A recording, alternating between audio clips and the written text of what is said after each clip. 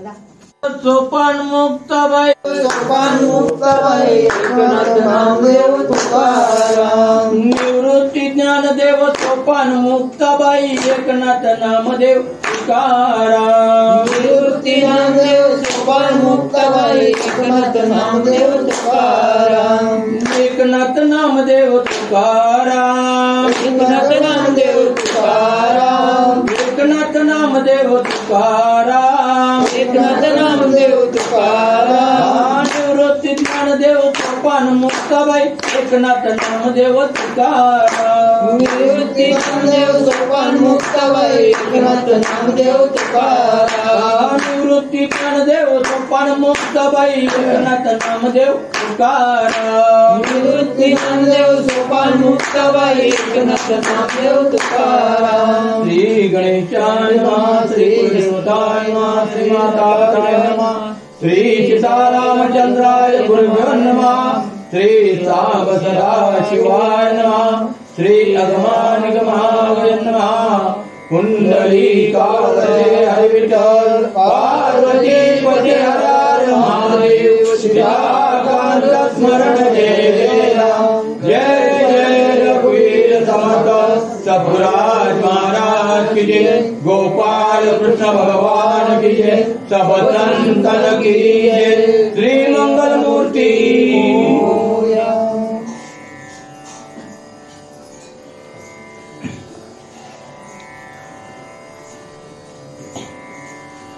ते सकल नृप पृथ्वीचे नृपवर पाहुनी आले सीता स्वयंवर तैसा न परिचिता सत्वर दशकंठही पातला राम मज पामराशी काय थोरपण बाईशी वाहन पायी बरी तरी भक्तजन हो, आज इथे आपण आगम निगम हे पर्व हे कथाग्रंथ श्रवणासाठी आलात आणि हे ग्रंथ लावण्याचा पाठीमागचा उद्देश काय होता आपला की या म्हात्रे कुटुंबातील पाटील कुटुंबातील एक व्यक्ती निघून गेली, बाबा निघून गेले, दादा निघून गेले, काका निघून गेले, माझा भाऊ निघून गेला, जनार्दन गजानन पाटील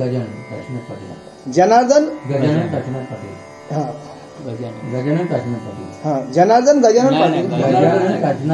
अच्छा गजानन काशीनाथ पाटील ही व्यक्ती त्या घरातून निघून गेली. खरोखर एक गोड असा व्यक्तिमत्व त्यांचा होता. काबाड कष्ट करून एसटीची नोकरी, एसटी मध्ये काही सर्व्हिस पूर्ण करून थोडासा भक्ती संगतीचा मार्ग होता. एक तुही निरंकार. आजपर्यंत त्याही संत निरंकार परिवारामध्ये बघा, आपण एखाद वेळेला कुठे आपल्याला जायचं आहे तर आपण रिक्षाने जातो, कधी कधी बसनी जातो, कधी कधी सायकलनी जातो, पण पोचतो एकाच मार्गाला ना. वडखलला जायचं तर वडखलला माणूस कसाही जातो. मग असाच भक्तीचा स्तोत्र आहे की कधी कोण पंढरीच्या वारीला जातोय, तर कधी काशी विश्वेश्वराला जातोय, तर कधी बद्रिका करतोय. अशा प्रकारे आपण कधी कधी आपण सहज बोलतो चला घोलाला पण जाऊया, भगवंताचं दर्शन घेऊया. कधी कधी आपण पाटणेश्वरला जातोय. पण मार्ग अनेक आहेत, पण भक्तीचा मार्ग हा एकच आहे की. आणि मग त्याही या संत निरंकार परिवारामध्ये कुठेतरी भक्तीची ज्योत पाहिली. 1857 मध्ये ही संत निरंकार परंपरेची क्रांती झाली. गुरु नानकांनी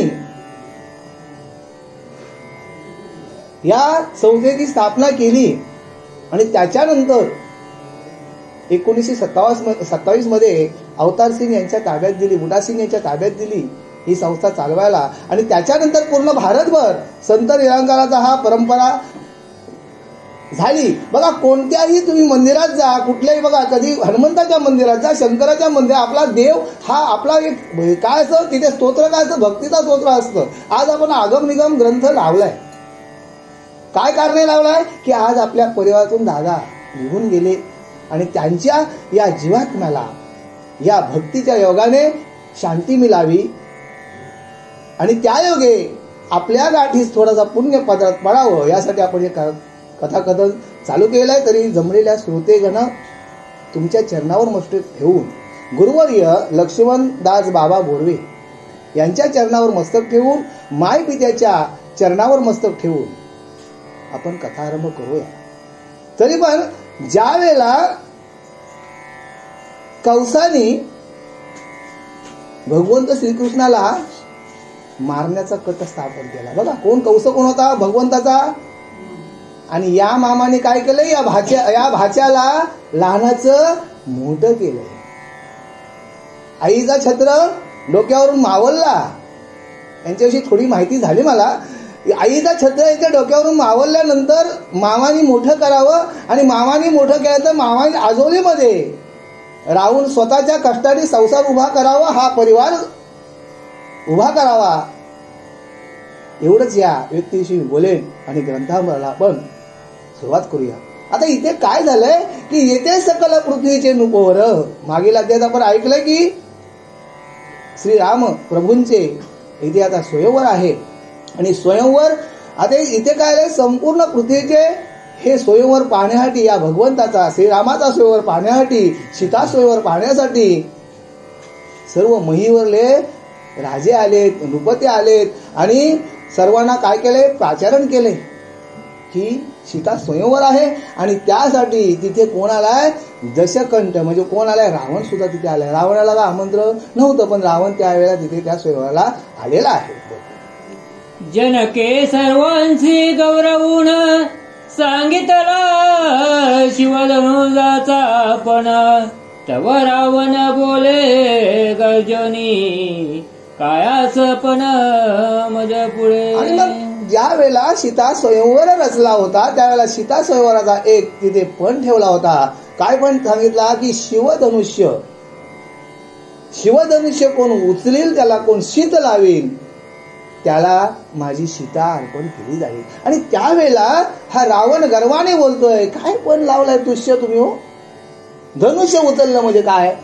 रावण हा अफाट ताकदीचा होता. रावण हा अफाट ताकदीचा. आणि मग हा गरजोनी काय बोलतोय की कासया पण मग पुढे काय तुम्ही तुष्य असा पण लावला तो माझ्या पुढं. आपण बोलतो ना सहजगत्या मुलं ज्यावेळेला कबड्डी खेळतात किंवा विटीदांडू खेळतात किंवा क्रिकेट खेळतात त्यावेळेला अरे काय रे तुम्हाला 4 धावा काढताना आल्या, मी असतो तर 80 दांडी उडवली असती. अरे पण त्या ग्राउंडवर खेळून बघ ना, त्या ग्राउंडवर खेळून बघ, चेंडू खेळली टाकून बघ ना चेंडू, तेव्हा तुला केलेलं ग्राउंड काय असतं. इथे सुद्धा रावणाचं काय झालंय की कासया लावेला पण काय कोणता तुम्ही पण लावलाय एवढंच ना. आणि मग पुढे काय होतं? म्या वेदांची केली खंडे शिव कैलास उचलिला दाडे तेथे या कबिटाचे कोडे काय मज पुढे ठेवीसी. आणि मी आता बघा हा रावण हा एक असा दशग्रंथी रावण होता, हा पंडित होता, ब्राह्मण होता. आणि काही काही वेळा अरे मी वेद पण सोडले नाही, वेदांची अशी फोड केली की वेदांचा एक एक मंत्र मी पिंजून काढला. आणि शिव कैलास बघा ज्या वेळेला शिव कैलास या शिवशंकराला सुद्धा यांनी प्रसन्न केलं. ज्या वेळेला शिव गौरीचं लग्न झालं, विवाह झालं, त्यावेळेला तिथे हा की विवाह झालं त्यावेळेला त्या स्वयंवरामध्ये पांडित्य कोणी केलं होतं?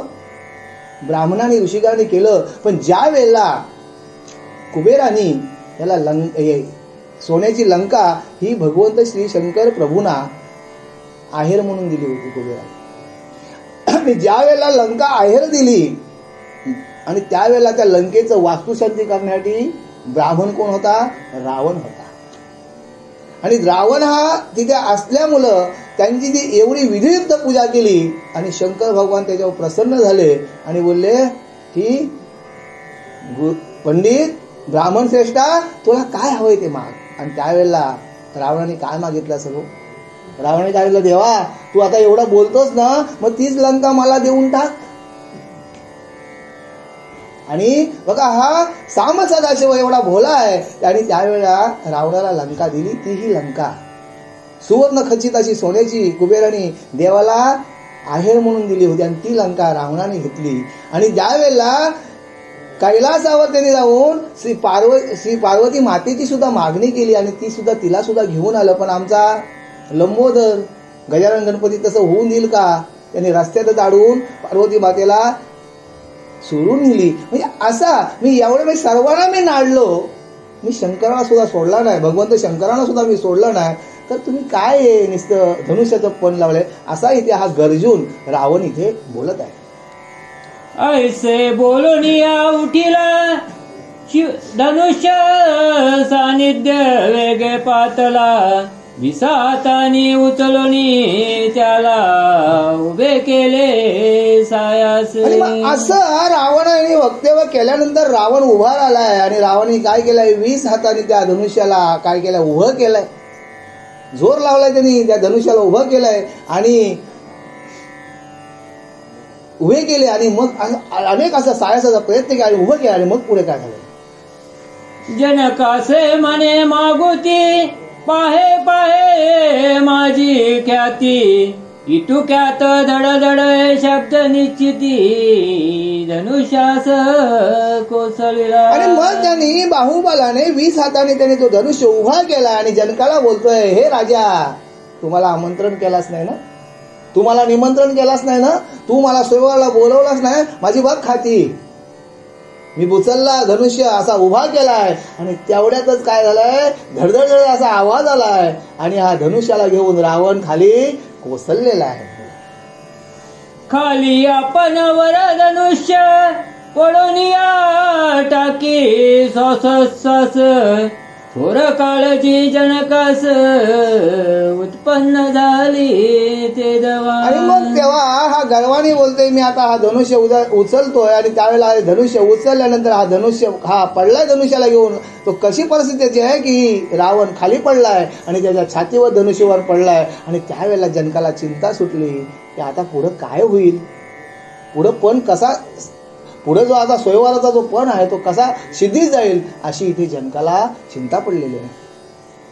तेव्हा ऋषी मंडळ माझारी, राम उठला धनुर्धारी, रावण हृदक्ष प्रजाप सत्वरी, पदंशने काढिले. आणि मग आता इथे हा रावण खाली पडलाय, त्याच्या छातीवर धनुष्य पडलंय आणि छातीवर पडल्यानंतर तिथे ऋषी मंडळामध्ये जिथे ऋषीवर बसले होतं त्या मंडळामध्ये कोण बसलं होतं? श्री रामप्रभू माझे बसले होते. आणि रामप्रभू तिथे आलेले आहेत आणि रामप्रभूने काय केलंय? एका अंगुष्ठाने त्याला त्या छातीवरचा जो धनुष्य पडला होता तो बाजूला केलेला आहे. आणि मग पुढे सर्वची उभे करुणी देख, आश्चर्य जन पाती कौतुक, कडकड शब्दे ते कामृक, अकस्मात मोडून. आणि मग या रामप्रभूने माझ्या काय केलंय? या धनुष्याला एका अंगुष्ठ्याने बाजूला केले आणि हातात दिले आणि त्याचं काय केलंय? कडकड असा आवाज आला आणि त्या धनुष्याचे त्यांनी काय केलंय? रामप्रभूने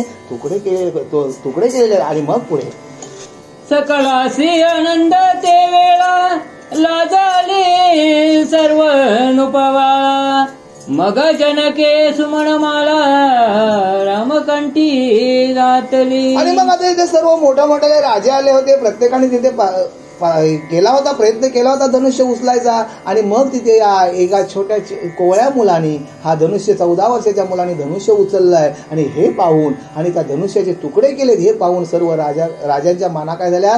खाली झाल्यात. आणि मग इथे जनकांनी काय केलंय की सुमनमाळा हे रामप्रभूंना सीतामाईच्या गळ्यात घालायला सांगितलेली आहे.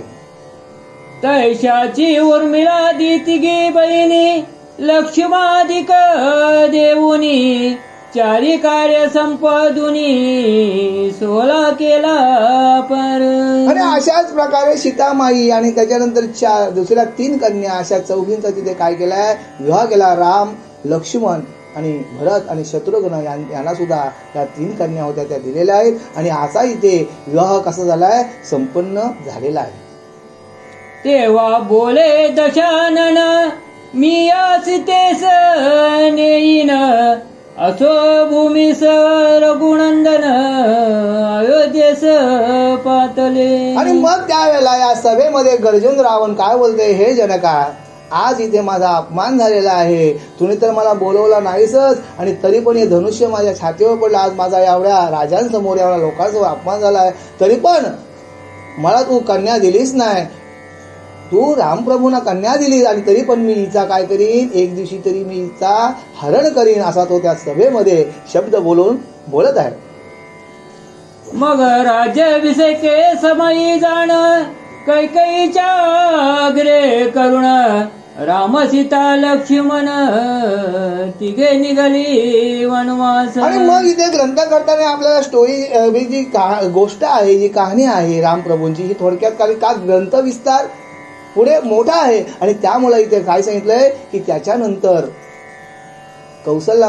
कौशल्याचा राम आणि मी ते कैकेयीने काय केलाय की राजा दशरथाकडून काय वर मागितलाय की पहिल्या वराने आंधण मधला काय माझ्या भरताला गादी द्या आणि दुसऱ्या वराने काय केला 14 वर्षे रामाला वनवास, आणि अशा प्रकारे मागितलंय. आणि पण रामप्रभूने बघा, तुटला आयुष्याचा दोरा येर वाहू का पसारा. ज्या वेळेला माणसाच्या आयुष्याची माल तुटतं त्यावेळेला हा जो आपण इथे जो केलेला आहे तो सर्व पसारा आहे. आपल्या बंगला आहे, गाडी आहे, सगळ्या गोष्टी आहेत, त्या सर्व त्या व्यर्थ असतात. आणि मग इथे सुद्धा काय झालंय बघा, आज राजा दशरथाची पुढे म्हणजे बघा आजपर्यंत पुत्र करत असताना राजा दशरथाला पुत्र नाही. एका ब्राह्मणाच्या शापातून राजा दशरथाला वर मिळतोय, पुत्र करून मरशील ऐसा श्रावण बालाची हत्या होतोय राजा दशरथाच्या हातून.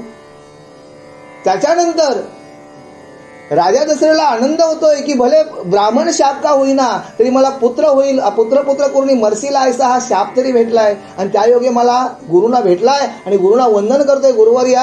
आणि त्याला गुरुवर सांगतात की राजा दशरथा तू चिंता करू नकोस की तुला या ब्राह्मणाने दिलेला शाप आहे ना, त्या शापातून तुला मूल होईल, म्हणजे तुझा निपुत्रिकेचा कलंक निघून जाईल.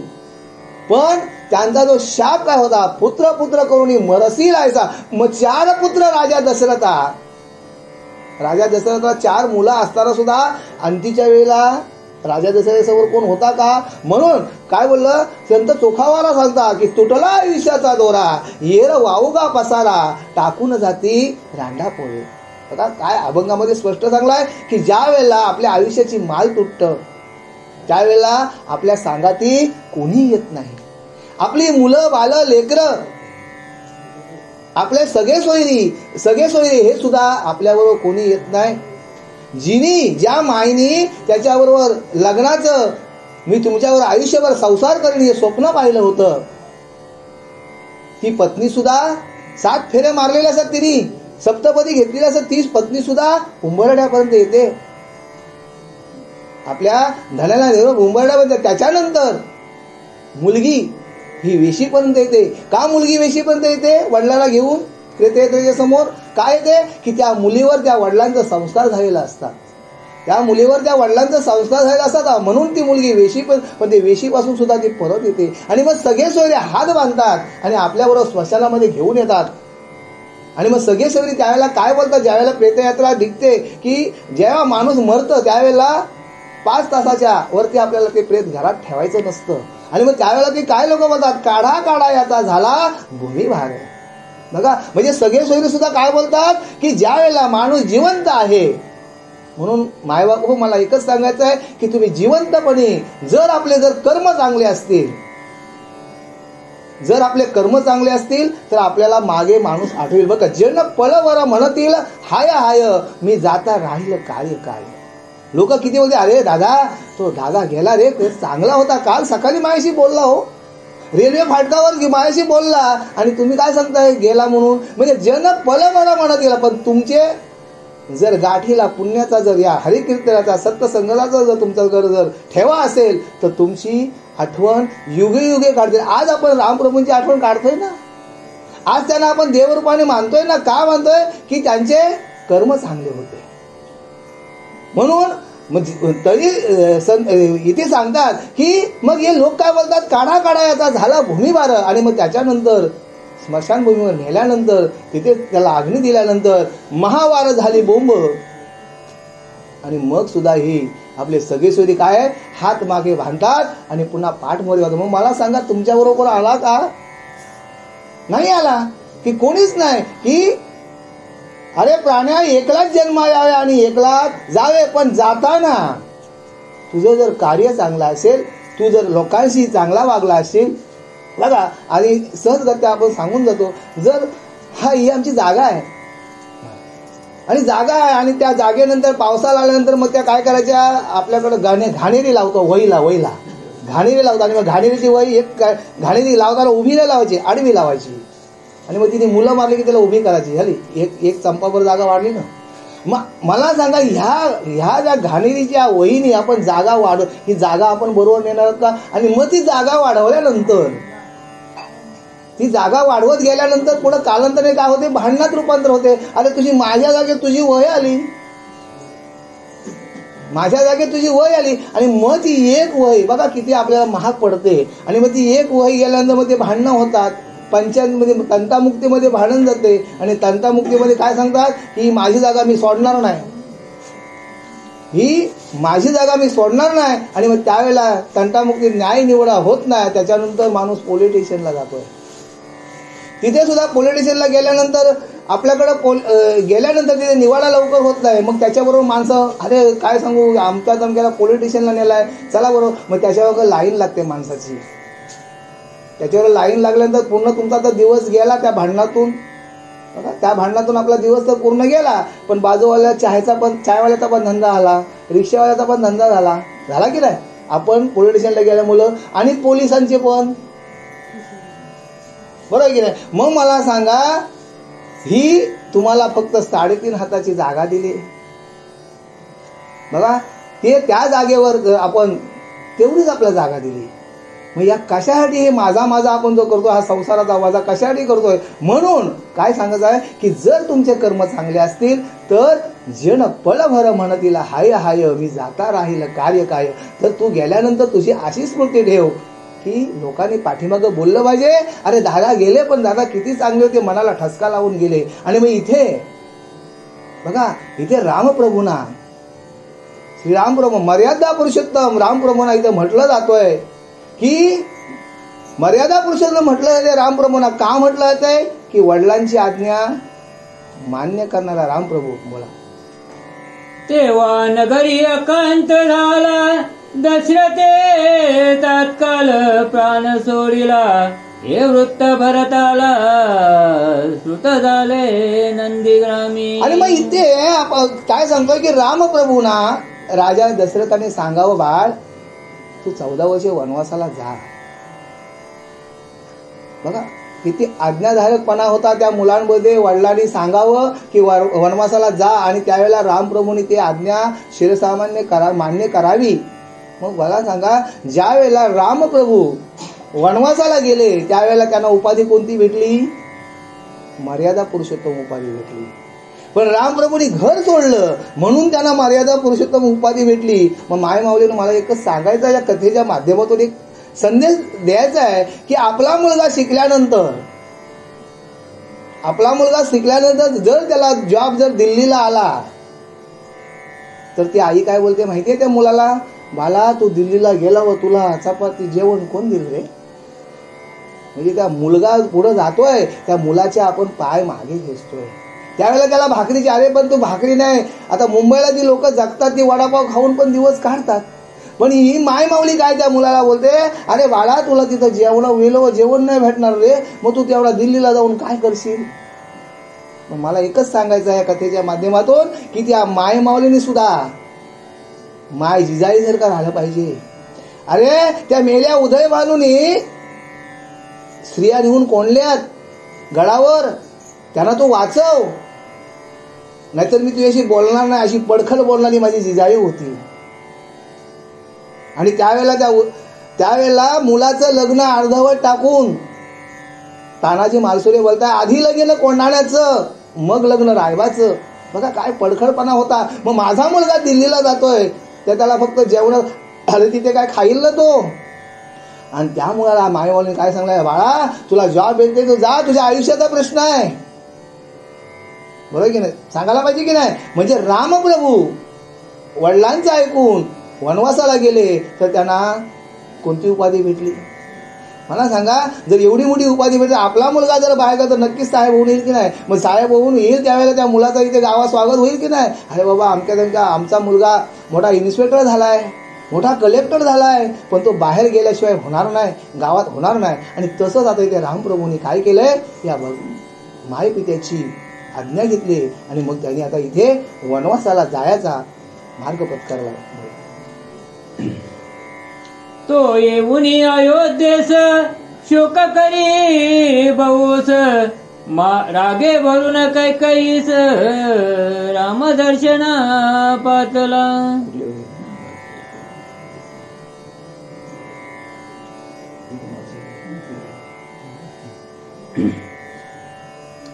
तेव्हा नगरी एकांत झाला, दशरथे तात्काळ प्राण सोडिला.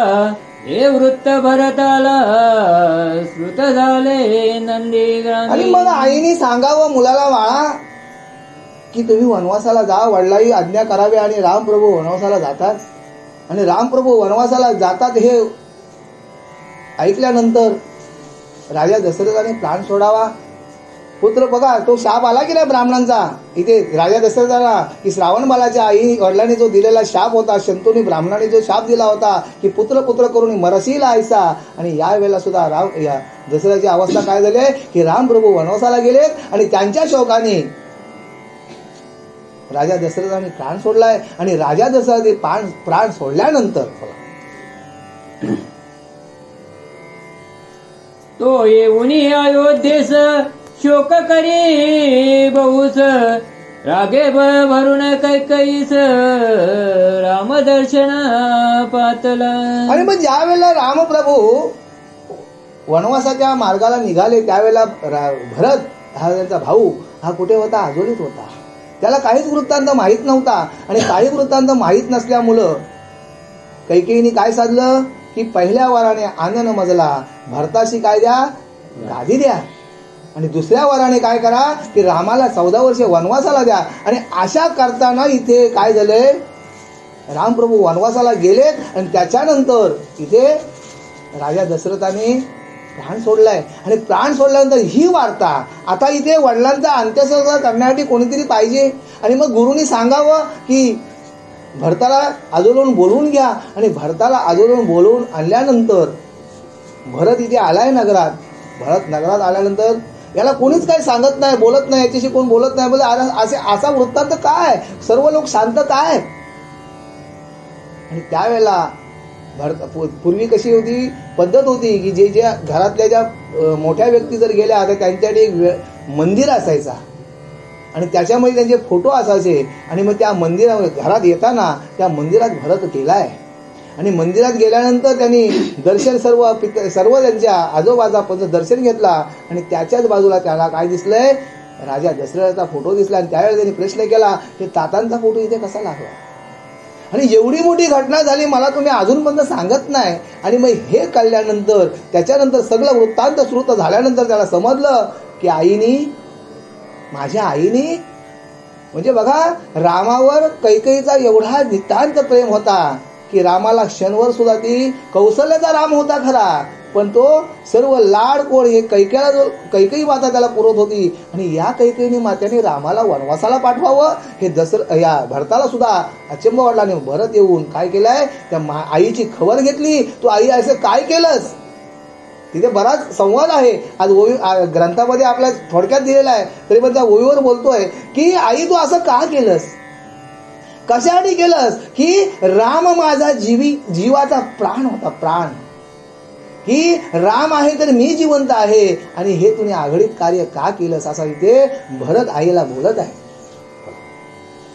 त्याने रामाचे बहु प्रार्थिले, मग रामेही तया समजविले. परतून अयोध्येस धाडिले, आपण चालले पुढा. आणि मग ही घटना समजल्यानंतर आईला तर बोलल्यानंतर मग या भरताने काय केलंय की माझा दादा कुठे आहे, माझा दादा कुठे आहे, मग मी दादाला मी घेऊन येईन. माझा दादा जंगलात असेल आणि मग दादाची अवस्था काय असेल. पण बघा पुढे जाऊन सांगतो की रामप्रभूने रस्त्यात जाताना या वनदेवतेला प्रार्थना केली, हे वनदेवी मी तुला विनंती करतोय की तू मला प्रसन्न हो. आणि वनदेवी प्रसन्न झाले आणि बोलते, पुरुषोत्तमा काय तुमची सेवा करू मी. आणि त्यावेळेला रामप्रभू वनदेवला सांगतात, माय माते तू एक काम कर की माझ्या पाठीमागून भरत येतोय मला न्यायला, तर तू रस्ता असा साफ कर की रस्त्यामध्ये एक पण काटा नको, कुठा नको. माझ्या भावाच्या, माझ्या भरताच्या तो राजस सुकुमार कोमल असा आहे, त्याच्या पायाला काटा लागता कामा नाही. त्यावेळेला वनदेवी हसते. म्हणजे रामप्रभू तुम्ही काय सांगताय की तुमचा भाऊ येतोय आणि तुम्ही जर मग तुमच्या पायाला काटे लागले तर तुम्ही आता तेव्हा तुम्ही बोललात ना मला काटे बाजूला करा. त्यावेळेला रामप्रभू काय बोलतात, हे माते मी असं का करायला तुम्हाला सांगू. जर या रस्त्यात काटे असतील तर माझ्या त्या भरताला, माझ्या भावाला किती दुःख वाटेल की माझा दादा या काट्यातून गेलाय. बघा वनदेवला सांगतोय, वनदेव की माझ्या भावाला एवढा काट्यातून म्हणजे माझ्या भरताला एवढा दुःख वाटेल की माझा दादा या काट्यातून गेलाय, म्हणून हा रस्ता साफ करून ठेव. असा भाऊ असावा की नाही, बरोबर की नाही. आता आम्ही काय सख्खे भाऊ पक्के वय, बरोबर की. म्हणजे आता जगराहाटी चाललेली आहे, कोणाविषयी बोललेलं नाही ते चांगलं. आणि मग इथे रामप्रभूंनी त्या वनदेवीला सांगावं, माय मागते ह्या रस्ता साफ माझ्या बंधूसाठी साफ करून ठेव. म्हणजे बघा काय भावावर नितांत प्रेम असेल, काय साख्य असेल. आणि रामप्रभूंनी सांगावं की रस्ता साफ करून ठेवा. आणि मग इथे रामपूरच्या भेटेला हा भरत तिथे गेलाय आणि बोलतात, दादा तुम्ही चला, तुमच्यापासून सर्व नगर शून्य आहे, तुम्ही नसाल तर आम्ही काय करू. आणि त्यावेळेला रामप्रभूंनी भरताला जवळ घेतलंय, कुरवाळलंय, डोक्यावरून हात पिला, अरे भरता आम्ही तर वनवासाला चाललोय, माईने आम्हाला आज्ञा केली, वडिलांनी आम्हाला आज्ञा केली आणि त्या आज्ञेने आम्ही शिरसामान्य करून, त्यांची आज्ञा मान्य करून, पण त्या कैकेयी मातेचा सांभाळ कोण करील, कौशल्या मातेचा सांभाळ कोण करील, तुझ्या पत्नीचा सांभाळ कोण करील, तुला जाणं आहे. आणि एवढं म्हणजे समजावलं भरताला. आणि त्यावेळेला भरत कुठे आलाय, अयोध्येला आलेला आहे. मार्गी विराट राक्षसा वदिले, मग शरंभग मुनीस भेटले, तैशेची सुतीक्षिणा मुनीसी राहिले, समागम करुणी. आणि मग भरत रामप्रभू वनवासाला गेल्यानंतर आता भरत सुद्धा इथे नगरामध्ये परत आलाय. पण मार्गामध्ये जाताना अनेक राक्षस, अनेक दानवांचा भगवंतांनी काय केला, ज्या राक्षसांनी, ज्या दानवांनी ऋषींना त्रास दिला, ऋषी मुनींना त्रास दिला. हा भगवंताचा अवतार कशासाठी होता की या ऋषी मुनींचा सांभाळ करण्यासाठी भगवंताचा अवतार होता. पण रामप्रभू कसे होते की बोलिले वाल्मिके तैसेचे करीन, मर्यादा पुरुषोत्तम होता रामप्रभू, की वाल्मिकांनी जे लिहिलं होतं तेच मी करीन, याच्या माझ्या मनाने मी काही करणार नाही. आणि पुढच्या अध्यायामध्ये जी कथा येणार आहे की भगवंत श्रीकृष्णाची जी कथा येणार आहे ती मुक्त भगवंत आहे, की माझ्या मनाला हे जे मी करीन. बघा म्हणजे 8व्या अवतारामध्ये गोपाळकृष्णाचा अवतार आहे, हा कसा आहे, मुक्त आहे. आणि 7व्या अवतारातला रामप्रभूंचा जो अवतार आहे तो कसा आहे, बंधनात आहे. बोलिले वाल्मिक तैसेची करीन. मग वाल्मिकांनी रामप्रभूंच्या जन्माच्या 700 वर्ष आधी हा ग्रंथ काव्य लिहिलं आहे आणि त्याप्रमाणे रामायण घडला गेलाय. आणि मग इथे भगवंतांना मर्यादा होती. आणि मग इथे भगवंत काय करतात की रस्त्यामध्ये जाताना ऋषी मुनींना जे दृष्ट प्रवृत्तीचे जे दानव होते त्यांचा सुद्धा या भगवंतांनी काय केलाय, संहार केला. आणि मग पुढचा मार्ग क्रमत आहेत. नंतर आरतीचे घेऊन दर्शन चापक घेतले, नंतर आरतीचे घेऊन दर्शन चाप घेतले, अगस्तीपासून पुढे शूर्पणखेसी भाषण करून विरूप केले ते. आणि मग नंतर आत्री ऋषींच्या आश्रमात थांबून त्या ऋषींकडून रामप्रभूंनी विद्या ग्रहण केली. आणि विद्या ग्रहण केल्यानंतर इथे अगस्ती मुनींच्या इथे गेल्यानंतर तिथे शस्त्रविद्या शिकलं रामप्रभू. बघा, मार्गातून जाता जाता त्यांच्याकडून ज्या ऋषीमुनींकडे ज्या विद्या होत्या त्या ग्रहण केल्यात. आणि मग पुढे काय केलंय बघा, माणसाला नको नको हा स्त्रीचा संग करील घात पुरुषार्थाशी. आणि मग इथे शूर्पणखाने रामप्रभूंना पाहिलंय त्या वनामध्ये. आणि पाहिल्यानंतर तिच्या मनात एक लालसा निर्माण झाली की मला असा पती असता तर. त्याच्यानंतर लक्ष्मणा पण तिने डोळ्याने पाहिलंय. पण त्यावेळेला ही शूर्पणखा काय करतोय, तिथे येऊन आपल्या भावाला पाठवतोय याला त्रास देण्यासाठी. आणि मग शेवटला इथे काय झालंय, रामप्रभूंनी सांगावं की लक्ष्मणा हिची सोय लाव रे. आणि मग लक्ष्मणाने काय केलंय, शूर्पणखाचा नाक कापलाय. आणि नाक कापल्यानंतर शूर्पणखा असा नाक घेऊन का नाक कापला हिने केलं. पण ती जाऊन रावणाला काय सांगते, अरे दादा तुला मी काय सांगू, मी काय बघितलंय वनामध्ये, मंदोदरी काय सुंदर नव्हती. म्हणजे एवढी सुंदर मंदोदरी होती, एवढी पवित्र सुंदर होती. पण या शूर्पणखाने काय सांगलंय, दादा तुला काय सांगू, रामप्रभूंची जी पत्नी एवढी सुंदर आहे, एवढी सुंदर आहे. बघा वर्णन केलंय. रावणाने बघितली नाही जंगलामध्ये सीता असताना, माया असताना, पण एवढी सुंदर आहे की तिचा तो हरण कर म्हणजे राम कोसलेल. बघा म्हणजे बघा बाईनी कल लावावी. म्हणून माय माऊलींना सांगतो की आजपर्यंत आपण जो सुखाचा जो घास खातोय ना, आता आपण जो सुखाचा सकाळी उठून जो भाकरीचा तुकडा मोडतोय, हा कोणाच्या मुलं, हे आपल्या सासू सासऱ्यांचा आशीर्वाद. त्याही जर गोव्याला जाऊन जर फिरलं असतं तर आज आपल्याला जमिनी ठेवल्या असत्या. त्याही जमिनी ठेवल्या म्हणून आज आपण झोपडीचं महाल केलंय. मग मला एकच सांगणं आहे की त्या सासू सासऱ्याला 2 टायमाचा तुम्ही जेवण प्रेमाने द्या. बघा, माये बाप हे दैवत माझे असता माझ्या घरी, कशाला जाऊ मी पंढरपुरी. जर आई वडील जर आपले दैवत आहेत, जन्मलो एकाच आईच्या उदरी, आपण जन्माला एकाच मातेच्या उदरात आलो, एका मातेच्या उदरामध्ये 4 मुलं आली, पण त्याच्यामध्ये 1 भक्त 1 वैरी. बघा, एक मुलगा काय बोलतोय, त्यालाच जन्माला घातलाय, आई बाबा त्याच्याकडेच राहतात, आयुष्यभर कमवलं गठोर त्याने. अरे पण ज्या वेळेला आई वडील जवळ असतात त्यांना काहीतरी लागतंय ना खायला. त्यांचा वय झालाय 50-60च्या नंतर ती कमवत नाही ना. मग आजपर्यंत कमवून आणलेला दाना तुमच्या चोचीत घातला ना तिने, मग शेवटचा तरी घास द्या. मग घराघरातली जी भांडणं जी होतात ती कशामुळे होतात की ही पत्नी काय करते, हळूच नवऱ्याच्या कानात विष टाकते. मग भाऊ ही काय केला माहितीये तुम्हाला, म्हणजे मला सांगा, हे विष आपल्या नवऱ्याच्या कानात टाकू नका. आपली संसार अबाधित ठेवा. का ठेवा, बघा शेवटला कोणी कोणाच्या सांगाती नाही.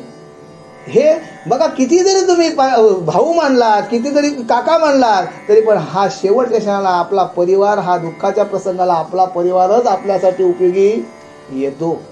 आपला परिवार आपल्या त्या उपयोगी येतो. आणि मग इथे रामप्रभू बोला, तेव्हा खरंच ते शिरा तिचे वधू, याचाही केला तात्काळ वधू.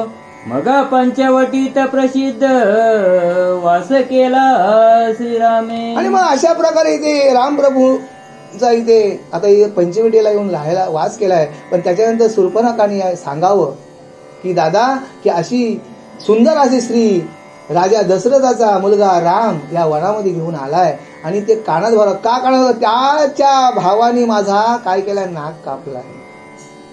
आणि मग त्यावेळेला पुढे रावणाने काय केलंय बोला, तेथे कसमयी जाण रावणे मारीच राक्षसा प्रातून.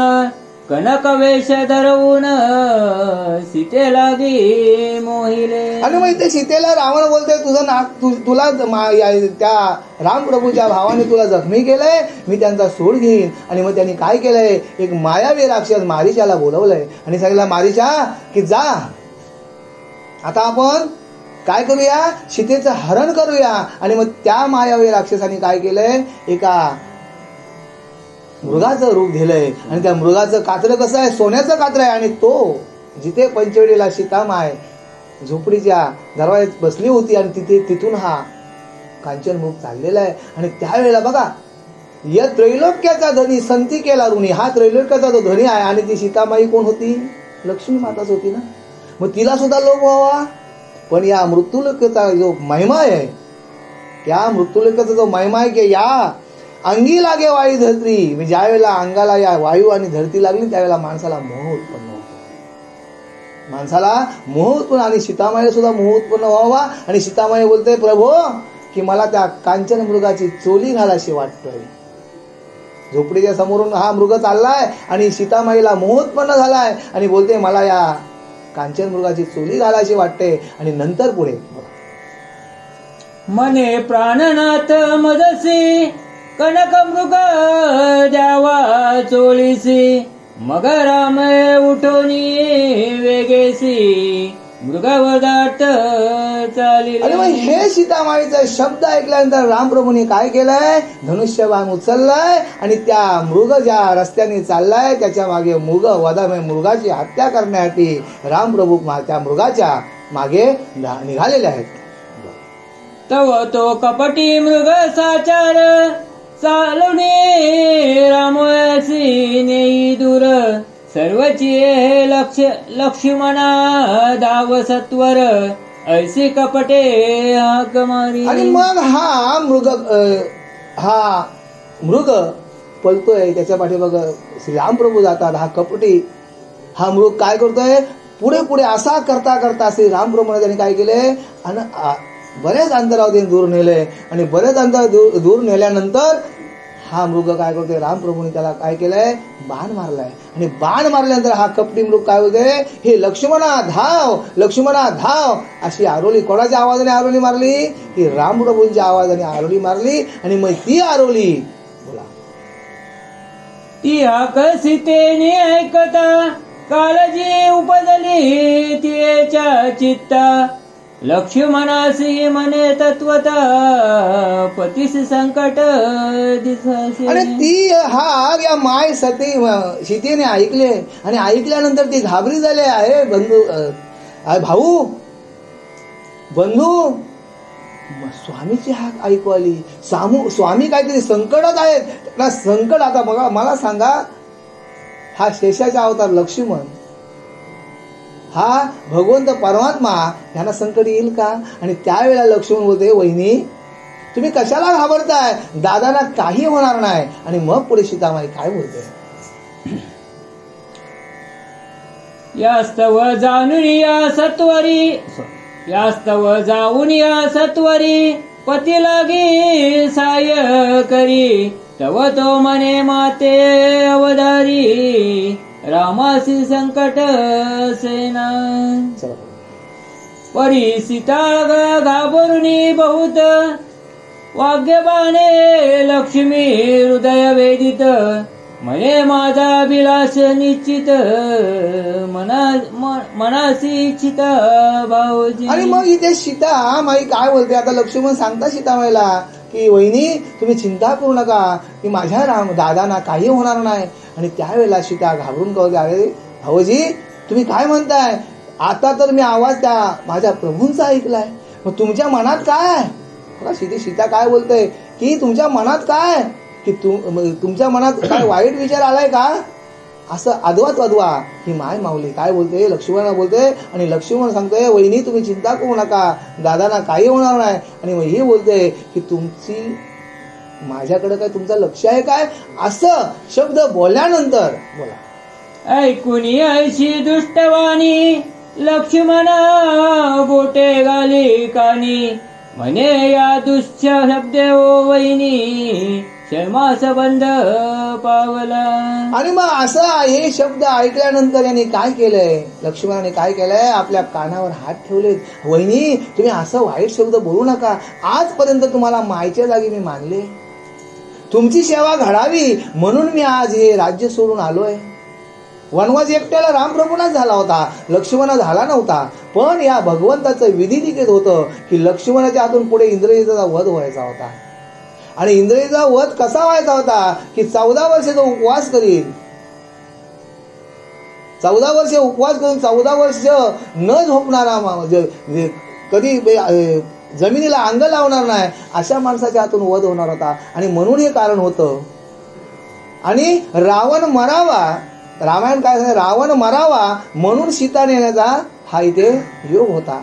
आणि मग इथे सीतामाई बोलते की भावाजी तुमचा काय लक्ष माझ्यावर आहे. आणि त्यावेळेला लक्ष्मण बोलतात की वहिनी तुम्ही असं बोलू नका, वाईट शब्द माझ्या मनात असं कधीच आलं नाही, माझ्या पापाचा लवलेश सुद्धा नाही. आणि मग तुम्ही असं काय बोलताय मला, असं लक्ष्मण बोलत असताना मग पुढे लक्ष्मण काय बोलतोय, मग मर्यादा रेषा ओढुनी तिथे सांगे लक्ष्मणा, या रेषेशी करिता उल्लंघन थोर अनर्थ होईल. आणि मग इथे लक्ष्मण पुढे जाऊन बोलतात वहिनी तुम्ही आदवत होता काय, मला बोलू नका. पण मी तुम्हाला आता तुम्हाला ऐकतच नाही, पण मी तुम्हाला एक सांगतो ते तुम्ही ऐका की मी तुम्हाला एक मर्यादा रेषा मारतोय. आपण लक्ष्मण रेषा बोलतोय की मी या झोपडीच्या पुढे जी रेषा मारतोय, एवढं फक्त मी तुम्हाला माझी वहिनी विनंती आहे की तुम्ही रेषेच्या उल्लंघन करून पुढे जाऊ नका.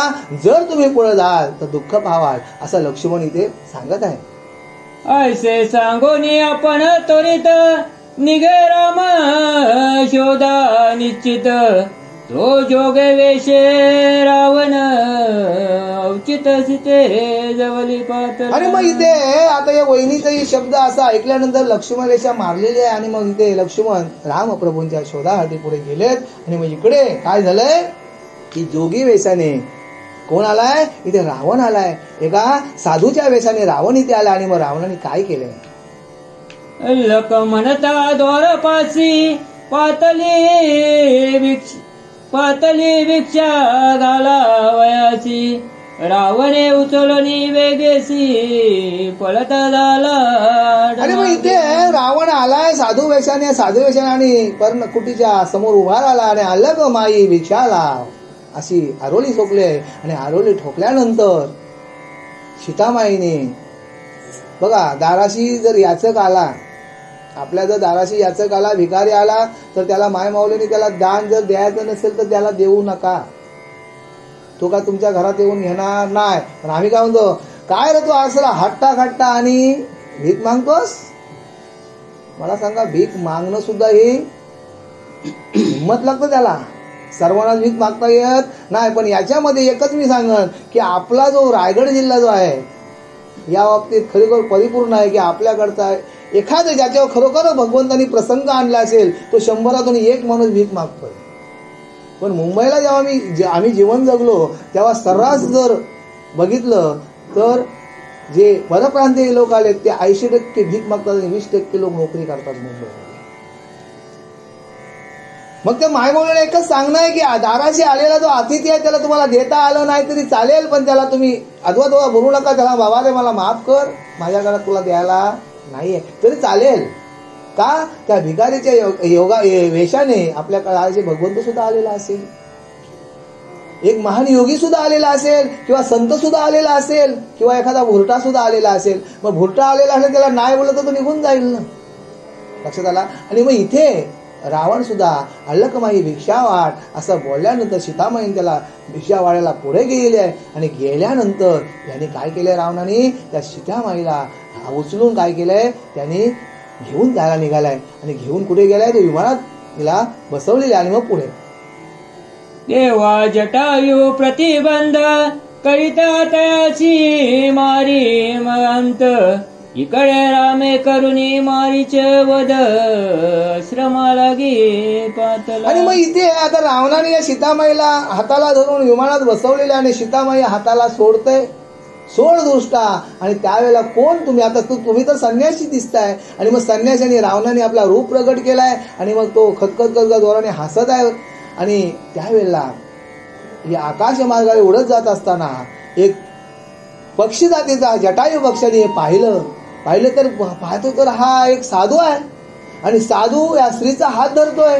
पण साधू कधी ती स्त्री पळेल कशासाठी, हात सोडायचा प्रयत्न करतोय. आणि काहीतरी इथे गुह्य आहे. त्या पक्षाला मनामध्ये शंका आली आणि मग पक्षी काय केलाय, त्या विमानाच्या समोर उडत उडत गेलाय आणि तिथे विचारतोय, हे योगी थांब, तू कोण आहेस? तू या स्त्री तुझ्या हातात, तो हात त्या स्त्रीचा पकडला आणि ती हात ओढतोय, काय कारण काय? आणि त्यावेळेला इथे रावणाने आपला रूप प्रकट केलाय आणि खदखद असा विशाल असा हास्य केलाय. त्यावेळेला बोलतोय, अरे रावणा, तू एक असहाय्य स्त्रीला इथून घेऊन चाललास, या जगाची नेंदी मातेला तू घेऊन चाललास, मी तुला घेऊन जाणार, मी जिवंत असेपर्यंत मी तुला इथून सीतामाईला नेऊन देणार नाही. असा कोण बोलतोय? पक्षी बोलतोय, जटायू पक्षी बोलतोय, हा बोलतोय. आणि त्याच्यानंतर यांचं दोघांचं युद्ध होतंय, मी जिवंत असेपर्यंत तुला इथून नेऊन देणार नाही सीतामाईला, हा जटायू बोलत असताना यांचं युद्ध घनघोर होतोय. आणि युद्ध घनघोर होत असताना रावण पुढे जाऊन त्याला बोलतोय, अरे तुझं मरण कशात आहे? जटायूला बोलतोय, तुझं मरण कशात आहे? जर तू सांगितलं नाही तुला राम प्रभूची आण आहे. बघा पक्षी जातीचा जटायू बोलतोय, माझ्या रामप्रभूची मला आण घातली, जर माझ्या रामप्रभूची जर आण घालून जर मला मरण येत असेल तर आपण खरं सांगावं. आणि यांनी सांगितला, हे रावण श्रेष्ठा, की माझं मरण कशात आहे? पंखात आहे. पण आता तुम्ही सांगा तुमचं मरण कशात आहे? आणि रावण तिथे खोटा बोलतोय. रावण सांगतोय, माझं मरण अंगुष्ट्यात आहे. आणि मग जटायू पक्षी काय करतोय, त्याच्या अंगुष्ट्यावर चोच मारतोय. आणि अंगुष्ट्यावर चोच मारत असताना हा रावण तलवारीच्या पात्याने त्याचे दोन्ही पंख तोडून टाकतोय. आणि जटायू रक्ताच्या थारोळ्यात पडलाय. पण रावण तिथून सीतामाईला घेऊन निघून गेलाय. आणि निघून गेल्यानंतर तव देखील शून्य सदन लक्ष्मण सांगे वर्तमान, तेव्हा हे सीते म्हणून रामे विलाप मांडिला. आणि मग इथे आता रामप्रभूने इथे मारीच्याला मारलेला आहे. आणि मारीच्याला मारल्यानंतर रामप्रभू आल्यानंतर या पर्णकुटीमध्ये आलेले आहेत पंचवटी. आणि पाहतात तर का शून्य सदन, घरात कोणीच नाही. आणि त्यावेळेला रामप्रभूंच्या लक्षात आलं काहीतरी इथे घटना घडलेली आहे. सीता झोपडीमध्ये दिसत नाही, पर्णकुटीमध्ये दिसत नाही. आणि त्यावेळेला रामप्रभूंनी हे सीते म्हणून अशी जोरात आरोळी मारलेली आहे. आणि मग पुढे मग ते स्थान सोडून सीता शुद्ध घेतले राण, मार्गी कदंबसी धरून पंप सरोवरी पातले. आणि मग इथे रामप्रभूंनी सीते म्हणून अशी जोरात आरोळी मारलेली आहे. आणि इकडं जटायूचं आणि रावणाचं युद्ध झालेलं आहे. आणि त्यावेळेला जटायूचं पंख झापले, जटायू खाली थारोळ्यात पडलाय. आणि मग इथे रामप्रभू सीतेच्या शोधातून त्याच मार्गातून चालत आलेले आहेत. आणि चालत असेल आणि मग काय जटायू मनात काय बोलतोय, माझ्या प्रभूना सीतामाई नेली याची, हे भगवंता, हे परमात्म्याला हाक मारतोय, मृत्यूदेवताला हाक मारतोय, हे देवा, की जिथपर्यंत माझे रामप्रभू ना माझ्यापर्यंत निरोप पोचत नाही तिथपर्यंत माझा प्राण माझ्या कोळीत ठेव. आणि त्यावेळेला तिथे रामप्रभू येतात. आणि रामप्रभू येतात आणि राम राम ध्वनी ही त्यांच्या कानावर पडते. आणि लक्ष्मणाला बोलतात, लक्ष्मणा, ह्या जंगलामध्ये एक माझ्या नावाचा जप कोण करतोय? मध्ये शोधतात तरी ते जटायू रक्ताच्या थारोळ्यात पडलाय. आणि जटायूला रामप्रभूने उचलून आपल्या मांडीवर घेतलंय. रामप्रभूंच्या डोळ्यातले अश्रू जटायूच्या अंगावर पडतात. बघा काय म्हणजे स्वामीची आणि भक्ताची कशी हे आहे, भेट आहे. आणि रामप्रभूंच्या डोळ्यातले अश्रू त्याच्या याच्यावर पडतात. आणि इकडे अयोध्येला राजा दशरथाने प्राण सोडले. आणि राजा दशरथ कौशल्या मातेच्या मांडीवर आहेत. आणि इथे रामप्रभूंच्या मांडीवर, आता राजा दशरथ कोणाच्या मांडीवर हवा होता? ते रामप्रभूंचा हवा होता. पण बघा अंगीकार ज्याचा केला नारायण, ज्या वेळेला भगवंताने आपला अंगीकार केला त्यावेळेला काय तो घडून आणेल हे सांगू शकत नाही. आणि हा जंगलामध्ये वास्तव्य करणारा जटायू पक्षी या रामप्रभूंच्या मांडीवर आहे. आणि इथे रामप्रभू दशरथ कौशल्याच्या मांडीवर आहे, दशरथ राजा. आणि मग इथे जटायूने रामप्रभूंच्या मांडीवर आपला प्राण सोडलाय, राम राम बोलत प्राण सोडलाय. आणि मग तिथे रामप्रभूने काय केलंय, जटायूला तिथे अग्निसंस्कार दिलेला आहे. आणि जटायूने तिथे रामप्रभूंना सांगितलं, प्रभो, की रावणाने आपली मातेला घेऊन गेलाय, तुम्ही तिच्या शोधात जावा. आणि मग इथे त्यांनी प्राण सोडला आणि मग तिथे त्याचा अंतिम संस्कार इथे रामप्रभूंनी केला. बघा, रामप्रभूंच्या हातात एका पक्षाचं अग्निसंस्कार व्हावं. आणि 4 मुलं असताना राजा दशरथाजवळ एकही मुलगा नव्हता मरताना. घेणार काय विषय आहे की नाही.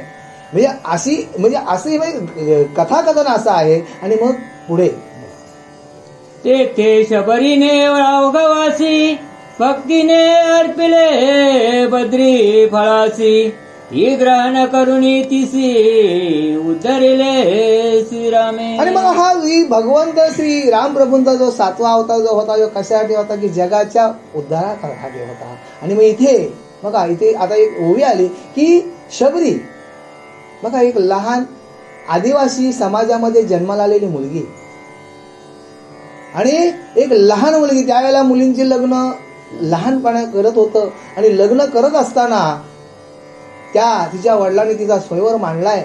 आणि स्वयंवर मांडल्या असताना तिच्या लग्नाला आपण हल्लीवर काय करतो आहे, आम्ही 70 किलो, आम्ही 200 किलो, बरोबर. आणि मग ती विचारते, बाबा ह्या 15 ज्या शेल्या, जर तुम्ही काय 15 का 20 शेला आणले कशासाठी. अगं बा, आज तुझी हालत आहे ना, तुझ्या आज हल्दीला, आज आपण मजा करू. आणि मग ती मुलगी विचार करते, हे भगवंता, माझ्या लग्नासाठी माझं उद्या लग्न होणार आहे आणि माझं उद्या एवढा शुभ कार्य होत असताना आज रात्री काय होणार आहे, पशुहत्या होणार आहे. मग मी लग्नच नाही केलं तर. ती मनात बघा, कोवळा जीव मनात विचार करतोय, मी लग्न केलाच नाही तर. आणि मग ती काय करते, रात्रीची त्या संपूर्ण शेल्यांची दावण सोडते आणि स्वतः जंगलात निघून जाते. आणि जंगलात निघून गेल्यानंतर ती ऋषीच्या आश्रमात जाते. ऋषीच्या आश्रमात गेल्यानंतर ऋषी तिला काय काम देतात, सडा सारवण करण्याचं काम देतात, तिचा अंत पाहतात. पण कालांतराने पण ती ऋषीला एकच प्रश्न विचारते, माझा रामप्रभू कधी येईल. असं करता करता कुमारिका लहान मुलगी, ती चिमुरडी मुलगी, ती 70 वर्षाची 80 वर्षाची म्हातारी होते, केस तिचे पिकतात, तरी पण ती कधी येशील रे माझ्या श्रीरामा, अशी प्रत्येक वेळेला ती आठवण करते. आणि ती रामप्रभू यावं म्हणून ती काय करायची, सकाळी उठायची 5 वाजता 3:30च्या मुहूर्ताला आणि त्या रस्त्यामध्ये फुलं टाकून ठेवायची की आज माझं रामप्रभू या रस्त्यातून जायला येतील, आज माझं रामप्रभू या रस्त्यातून जायला येतील. आणि असं करता करता आता इथे ओवी आली की त्या शबरीच्या घरी. आणि मग शबरीच्या घरी रामप्रभू गेल्यानंतर शबरीने रामप्रभूंच्या चरणावर मस्तक ठेवावं आणि अश्रूनी रामप्रभूंची पाय धुवावेत. देवा, एवढे दिवस तू कुठे होतास, आज एवढा दिवस मी तुझी वाट पाहतोय. लता दिदीने आशा भोसलेने चांगला का, कधी येशील रे श्रीरामा, रामा रघुनंदना. मला सांगा, ती एवढी अश्रूने आंघोळ घालतोय, पाय धुते आणि रामप्रभूंनी तिला उठवावं, छातीशी धरावं. आणि माय, बघा रामप्रभू काय बोलतात शबरीला, माय. आणि मग शबरीने रामप्रभूच्या तोंडावर हात आणि लक्ष्मण बाजूला उभा होता, थोडा नागपूर होता. लक्ष्मण हा थोडा सोवल्या ओळ्यांचा होता आणि रागीट होता आणि नागपूरच होता. आणि त्यावेळेला हिने, रामप्रभू तू एवढ्या दिवसाने आलास, मी तुला काय खावायला दे. मी तिची एवढी लगबग झाली. जसं आपल्या घरी पाहुणा आल्यानंतर बघा, आपली कधीतरी येणारा पाहुणा आला आपली लगबग, दूध टाकताना त्याच्यामध्ये कधीतरी मीठ टाकतो, चायमध्ये बघा, साखर टाकताना मीठ टाकतो की नाही, म्हणजे अशी लगबग होत. आणि तशी त्या माय माऊलीची शबरीची झालेली आहे. आणि मग ती बोलली, आता प्रभू मी तुला काय खायला देऊ. आणि मग त्यावेळेला तिने काय केलंय, बोर, बघा ती बोर चाखून देते, एक एक बोर चाकते. आणि मग त्यावेळेला लक्ष्मण बोलते, काय दादा करतात, दादा काय करतात, दादाला घाणच वाटत नाही. आणि मग ती एक बोर चाकते आणि भगवंताला बोलते, आज बघा या भक्तासाठी भगवंत काय काय करतोय. शबरीची उष्टी बोरे, बघा एकतरी घे घास विठ्ठला. संत नामदेव महाराज म्हणतात, एक एवढा चिमुरडा मुलगा, म्हणजे बघा संतांची किती ख्याती मोठी होती. लहान मुलगा, वडिलांनी सांगावं, नाम्या देवाला जेवण घेऊन जा. बघा आई वडिलांची काय आज्ञाधारकपणा होता. आणि बाबाही सांगले देवाला जेवण घेऊन जा आणि देवालाच जावं आणि देवाच्या समोर उभं राहावं. एकतरी घे घास विठ्ठला, घेऊन आलो नैवेद्य तुझला. मी देवा तुला नैवेद्य घेऊन आलोय, एक तरी घास घे देवा. आणि असा करता रडला थकला, पण देव काय उठत नाही. आणि त्यावेळेला नाम्याने काय विचार केला की देवा, जर आता तू जर उठलाच नाही ना, तर मी तुझ्या पायावर माझा शिर आपटेन आणि मी ते जीव देईन. आणि त्यावेळेला भगवंतानी उठावं आणि नाम्याला कळवून मिठी मारावी. नाम्या, काय रे तुझी गोड हाक आहे? अरे मी थोडा कामात होतो. बघा, हे लहान लेकरामध्ये जीवात्मा, ज्या वेळेला जिथपर्यंत मूल 5 वर्षाचं असतं तिथपर्यंत त्या मुलामध्ये परमेश्वर असतं. आणि तिथूनच आई वडिलांनी 5 वर्षापर्यंत मुलाला घडवायचं असतं. 5 वर्षापर्यंत मुलाला जे वलन द्याल ते होईल. त्याच्यानंतर जर तुम्ही मुलाला जर मारलात तर तो मूल सोड. लहानपणी कसा मना मारत होता दादा बघतो तुला. म्हणून 5 वर्षाच्या पुढे मुलांना तुम्ही हात लावू नका, की त्याला समजायला असतं. पण मटकं कुंभार जसा मटकं घडवतोय बघा, तो मटकं माती जाते जिथपर्यंत त्याचा हात तिथपर्यंत. जरा उन्हात गेल्यानंतर सुकतोय ना, त्याला पुन्हा काय करता येत नाही ना. त्याप्रमाणे लहान मूल सुद्धा हे 5 वर्षापर्यंत जसं तुम्ही घडवाल, जर तुम्ही त्याला सांगलात हे काका भांडखोर आहेत त्या दिवशी काही जाऊ नको, तो आयुष्यभर लक्षात ठेवील की काका भांडखोर आहेत, त्यांच्याकडे जायचा. किती त्यांनी सोन्याचा त्याला खाऊ दिला तर त्याच्या मनात काय राहील. म्हणून मुलांना काही ज्या न सांगणाऱ्या गोष्टी त्या आपण सांगू नका. आणि मग इथे मला शबरीने काय केलंय, या भगवंताला बोरं खायला दिलीत.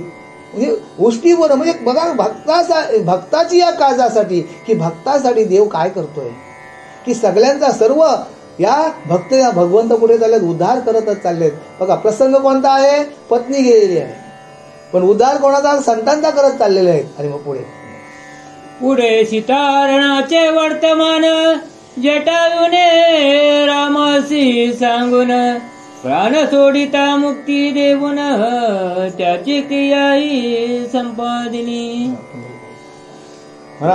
पुंडली कवरदे हरिकर पार्वती पते हर महादेव. सीताकांत स्मरण जय जय